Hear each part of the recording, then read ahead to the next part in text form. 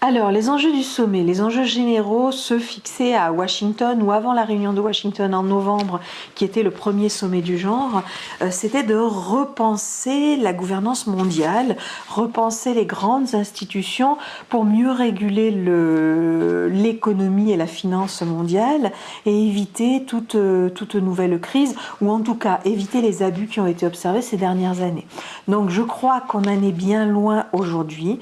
On ne parle plus d'un nouveau Bretton Woods comme ce fut le cas avant le mois de novembre de l'an passé. Et on est plutôt sur une idée comment sortir de la crise. On a face à cette question comment sortir de la crise deux réponses très différentes.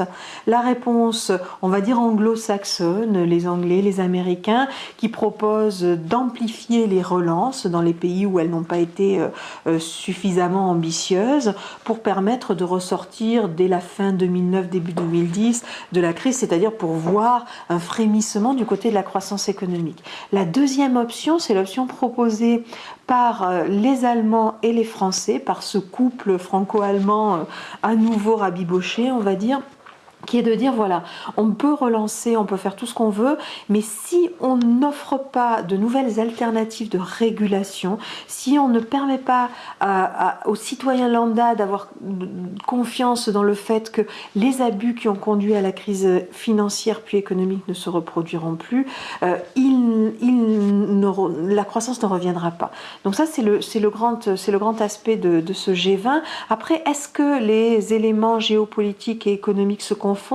Oui, alors assez étonnamment, ce sont plutôt les pays émergents qui ne prennent pas la parole ou très peu sur les questions économiques, qui semblent véritablement assez démunis face à cette crise économique et qui essayent de régler un certain nombre de questions géopolitiques. Alors, pas forcément parce qu'ils ne savent pas que proposer sur les questions économiques, mais aussi parce que c'est la première fois pour certains qu'ils rencontrent Barack Obama et qu'ils en profitent pour tester un petit peu le personnage, tester un petit peu ses objectifs politiques et voir ce que seront les 4 prochaines années.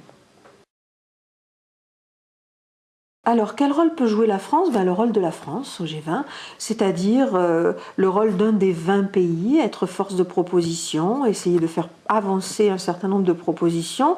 Bien évidemment, la France a toujours le pays un petit peu poil à gratter dans ce type de sommet, surtout depuis que Nicolas Sarkozy est notre président, mais déjà Jacques Chirac savait se faire remarquer dans ce type de manifestation. Bien évidemment, ça ne passe pas toujours bien. Je crois que dans ce cadre, effectivement, la France risque de voir un certain nombre de pays se braquer contre ses propositions. C'est toujours le risque. Par contre, il faut probablement un agitateur à un moment donné dans ce type de sommet. Donc on verra quels sont les résultats de cette position.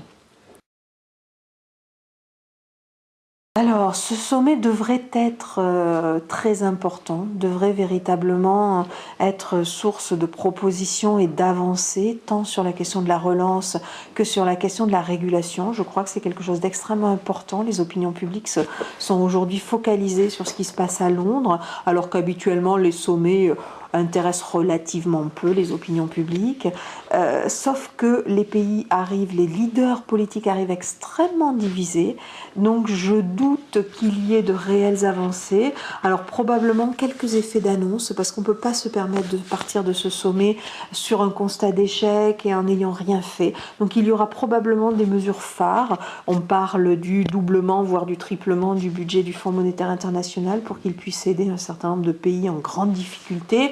C'est bien loin des ambitions affichées avant le sommet et encore plus loin des ambitions affichées en octobre 2008. Donc je crois que si on remet tout ça dans la perspective, les résultats seront malgré tout assez décevants, même si encore une fois, il y aura forcément un effet d'annonce, on nous donnera forcément l'impression qu'il s'est passé des choses et qu'un certain nombre d'avancées sont envisageables à l'avenir. N'oublions pas aussi que traditionnellement, tous ces sommets accouchent toujours de très bonnes intentions, mais si on regarde la suite, on se rend compte que finalement il ne se passe pas grand-chose, que ça n'est pas suivi d'effet.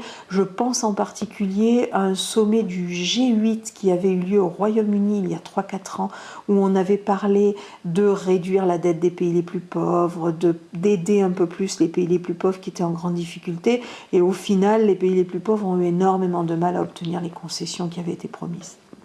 Alors, les risques en cas d'échec, déjà on ne présentera jamais ça comme un échec, on ne peut pas se le permettre dans le contexte actuel.